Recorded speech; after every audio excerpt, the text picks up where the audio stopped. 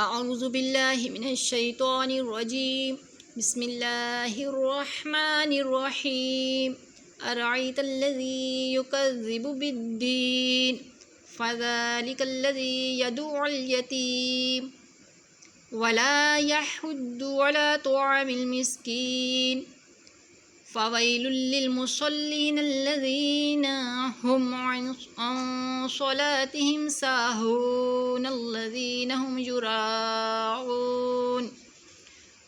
يراعون ويمنعون الماعون۔ بھلا دیکھو تم جو دین کو جٹلاتا ہے، پھر وہ ہے جو یتیم کو دھکے دیتا ہے اور مسکین کو کھانا دینے کی رغبت نہیں دیتا۔